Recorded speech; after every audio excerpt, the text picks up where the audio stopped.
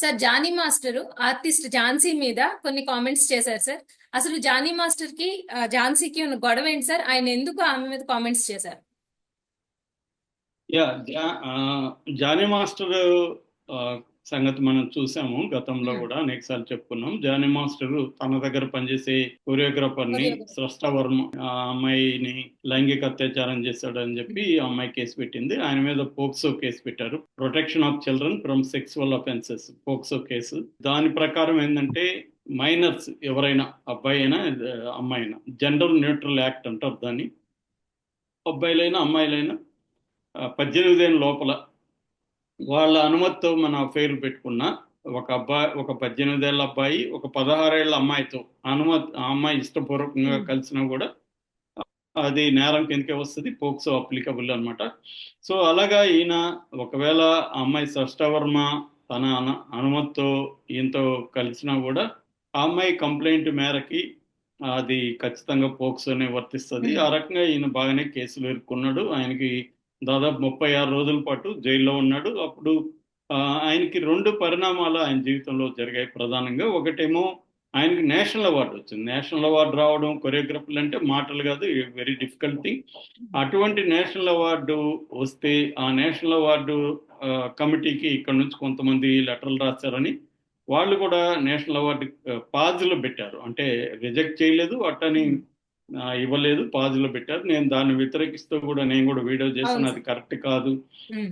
ఎందుకంటే ఒక మనిషి మీద ఆరోపణ రావడం వేరు, అతను దోషిగా ప్రూవ్ అవడం వేరు. ఆరోపణ వచ్చిన వాళ్ళందరూ దోషులు కాదు, ఆరోపణ ఏముంది, ఎవరైనా చేయొచ్చు.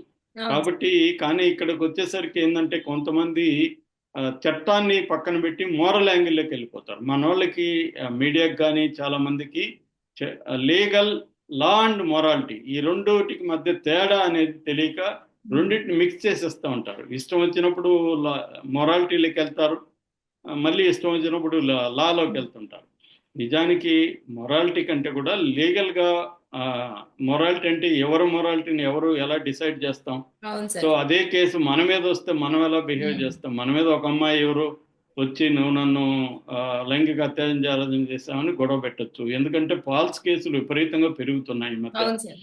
అది హైకోర్టులు కూడా పోక్సో విషయంలో అనేక సార్లు హైకోర్టు జడ్జిలే గవర్నమెంట్కి చెప్తున్నారు, బాబు మీరు అమ్మాయిల వయసు తగ్గించండి, 18 నుంచి 16కి చేయండి, సెక్సువల్ ఏజ్ అంటారు, సెక్సువల్ ఏజ్ని తగ్గించండి అని హైకోర్టులే రికమెండ్ చేస్తున్నాయి. ఎందుకంటే వాళ్ళ దగ్గరకు వచ్చే కేసుల్లో మెజారిటీ ఏంటంటే అమ్మాయే అబ్బాయిని రెచ్చగొడుతుంది, సెడ్యూస్ చేస్తుంది. ఎవరు 16, 17 ఏళ్ళ అమ్మాయి 18 ఏళ్ళ అబ్బాయిని సెడ్యూస్ చేస్తున్నారు. ఇవాళ అమ్మాయిలు ఎంత అంటే మన సమాజం మారే కొద్దీ ఫాస్ట్ అయిపోయింది.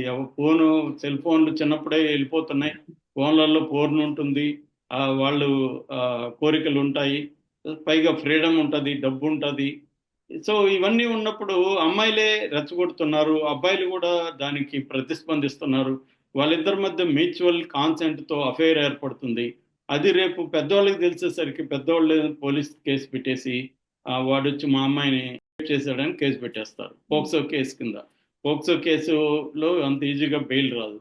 దాంతో అబ్బాయి లైఫ్ రూయిన్ అవుతుందని కోర్టులే వాపోతున్నారు. అందుకని వయసు తగ్గించమని చెప్తున్నారు. ఇది ఎప్పుడో బ్రిటిష్ వాళ్ళ కాలం నాటి పెట్టిన చట్టము. ఇవాళ సమాజం మారిపోయింది. చాలా దేశాల్లో కూడా సెక్సువల్ ఏజ్ అనేది 16 ఏళ్ళకు ఉంది. మీరు కూడా మార్చండి అని చెప్తే ఈ మోడీ ప్రభుత్వం ఆ విషయంలో పట్టించుకోవట్లేదు. అందుకని అబ్బాయిలు ఇదవుతున్నారు. ఇక్కడ కూడా మన అందరికీ అర్థమయ్యేది ఏంటంటే ఆ అమ్మాయి ఇష్టపూర్వకంగానే అతనితో ఇదైంది. ఎందుకంటే 1 month బ్యాక్ కూడా అమ్మాయి విపరీతంగా పోడింది. 2022లో వీళ్ళిద్దరూ హీరో హీరోయిన్ గా సినిమా స్టార్ట్ అయింది. అప్పుడు కూడా ఈ అబ్బాయి సరదాగా అమ్మాయిని ఇంటర్వ్యూ చేస్తున్నాడు. ఆ వీడియోలన్నీ కూడా ఉన్నాయి. ఇప్పుడు వచ్చి సడన్ గా ఎప్పుడో 2019లో నన్ను అత్యాచారం చేశాడని ఇప్పుడు చెప్పడం అంటేనే అర్థమవుతుంది. రెండోది, ఆ అమ్మాయికి వాళ్ళ డ్రైవర్కి జరిగిన సంభాషణ కూడా బయటకు వచ్చింది. అంటే ఈ అమ్మాయి ఎమోషనల్గా అతనితో ఇన్వాల్వ్ అయింది, అతనితోనే జీవితం పంచుకోవాలనుకున్నది. కానీ అతను ముందు పెళ్ళైనాడు కాబట్టి ఈ అమ్మాయితో కుదరదని ఈ అమ్మాయికి చెప్పేశాడు. దానివల్ల ఈ అమ్మాయికి హర్ట్ అయింది. ఆ కోపంలో నుంచి ఈ అమ్మాయి పెట్టింది అనేది మనకు అర్థమవుతుంది క్లియర్గా. అయితే లీగల్ పొజిషన్ మాత్రం ఖచ్చితంగా ఇప్పుడున్న చట్ట ప్రకారం ఆ అమ్మాయి మన ఇష్టపూర్వకంగా కలిసినా కూడా తను దోషే. పోక్సో కింద.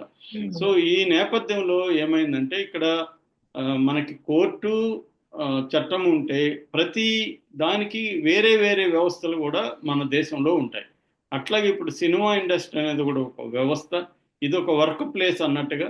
సో ఈ వర్క్ ప్లేస్లో హరాస్మెంట్ జరిగితే సినిమా ఇండస్ట్రీకి సంబంధించిన కొన్ని బాడీస్కి కంప్లైంట్ ఇవ్వచ్చు. యాక్చువల్గా ఈ అమ్మాయి ఫస్ట్ కోర్టుకి వెళ్ళలేదు, పోలీస్ స్టేషన్కి వెళ్ళలేదు. ఈ అమ్మాయి ఫిల్మ్ ఛాంబర్కి వెళ్ళింది. అట్లాగే ఝాన్సీ వీళ్ళు కమిటీ ఏర్పాటు చేశారు ఆ మధ్య. ఆ కమిటీకి చెప్పింది ఇలాగ వర్క్ ప్లేస్ హరాస్మెంట్ చేస్తున్నారు. ఝాన్సీ వాళ్ళు ఇతనికి నోటీస్ ఇచ్చి రమ్మన్నారు, ఇతని వాంగ్మూలం తీసుకున్నారు. అయితే ఈ లోపల మళ్ళీ పోలీస్ స్టేషన్కి వెళ్ళిపోయింది. ఇప్పుడు ఏం చెప్పిందంటే ఈ అమ్మాయి, మేము జానీ మాస్టర్ కేసులో న్యాయం చేయగలిగామని ఝాన్సీ చెప్పిందనమాట.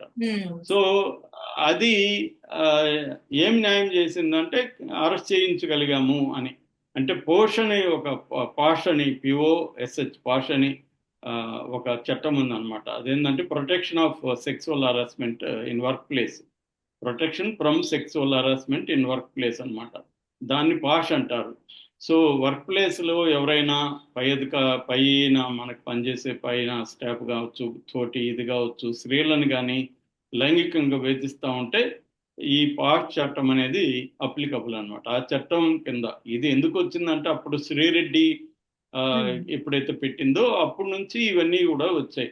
అంటే సినిమా ఇండస్ట్రీలో రెండు రకాల ఇదిగా మనం చూడొచ్చు. ఒకటి ఏంటంటే అబ్బాయిలకి వేషాలు ఇవ్వడమో లేకపోతే ఇంకోటో చేసినప్పుడు ప్రొడ్యూసర్లు కానీ డైరెక్టర్లు కానీ కొంతమంది అబ్బాయిల దగ్గర డబ్బులు తీసుకోవడము. అంటే నీకే ఎందుకు ఇవ్వాలి వేషం, దీనికి 5-6 మంది సూట్ అవుతారు, నీకే నేను ఎందుకు ఇవ్వాలి అనేది ఇతను అడుగుతాడు. అతను సరే మీకేం కావాలి సార్ అన్నప్పుడు ఏదో అతను ఫేవర్ అడుగుతాడు, డబ్బులో ఇస్తారు. ఇవి జరుగుతుంటాయి. ఒక్కోసారి చిన్న సినిమాల్లో ఆ హీరోలుగా ఉన్న వాళ్ళే పెట్టుబడులు కూడా పెడుతుంటారు. ఇదే ఒక అమ్మాయి అనుకో, ఆ అబ్బాయిలు అంటే జనరల్గా ఎక్కువ మెయిల్ డామినేటెడ్గా ఉంటుంది కాబట్టి ఇండస్ట్రీ, ఓ డైరెక్టర్ కానీ లేకపోతే ప్రొడ్యూసర్ కానీ అమ్మాయిని ఏమడుగుతారు సహజంగా, ఈ సెక్సువల్ ఫేవరే అడుగుతారు.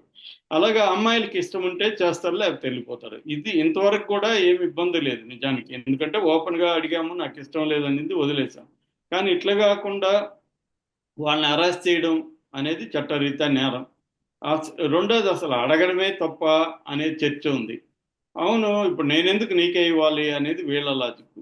ఇవి దీనేమంటారు, మన మీద రిపోర్ట్ చేయనంత వరకు అన్ని సక్రమంగా నడుస్తూనే ఉంటాయి. ఇవన్నీ నడుస్తాయి. చాలా మంది నాకు తెలిసి కూడా చాలా మంది అమ్మాయిలు కూడా వేషాల కోసం దీనికి ఒప్పుకునే వాళ్ళు కూడా, ఆఫర్లు ఓపెన్ గానే ఇచ్చేవాళ్ళు కూడా ఉన్నారు. నాకు వేషం ఇస్తే మీకు ఇది ఇస్తాను సార్ అని ఆఫర్లు ఇచ్చేవాళ్ళు కూడా ఉన్నారు. ఎందుకంటే దానివల్ల మనకి కెరీర్ అవుతుంది, డబ్బులు వస్తాయి. కొంతమంది సెక్స్ వర్కర్లుగా కూడా బిహేవ్ చేస్తారు. వాళ్ళకి ఏంటంటే వేషం వచ్చినాక వాళ్ళకి డిమాండ్ పెరుగుతుంది, ఎందుకంటే పాపులారిటీ వస్తుంది, దానివల్ల వాళ్ళ రేటు ప్రైజ్ అనేది పెరుగుతుంది. ఈ పని చేసేవాళ్ళు కూడా ఉన్నారు ఇవాళ. ఎందుకంటే విమెన్ బాడీ ద ఇన్వెస్ట్మెంట్ చాలా మందికి. అలా ఇవన్నీ ఉంటాయి. కాకపోతే ఏంటంటే ఇది కేసు రాకుండా డీల్ చేసుకోవాలా, అక్కడ ఫెయిల్ అయినాడు ఇతను. సో ఇప్పుడు ఇతను ఝాన్సీ మీద స్టేట్మెంట్ ఇచ్చాడు, ఈమె ఇలా దారుణంగా మాట్లాడుతుందని. అంటే నిజానికి ఝాన్సీ అయినా ఎవరైనా కూడా ఆలోచించాల్సింది ఏంటంటే అతని మీద ఆరోపణ వచ్చింది, కోర్టులో తేలాలి. మనం ఎలా తేల్చేస్తాం? ఇక్కడ కూడా ఏంది, ఇప్పుడు అల్లు అర్జున్ ఫర్ ఎగ్జాంపుల్, మా ఎగ్జాంపులే చెప్తాను నేను. హేమ మీద ఏమో ఆరోపణలు వచ్చాయి, డ్రగ్స్ తీసుకున్నారని. నిజానికి ఆ కేసు ఏమి నిలవలేదు. ఆరోపణలు రాగానే ఆమెను సస్పెండ్ చేసేశారు మాలో నుంచి.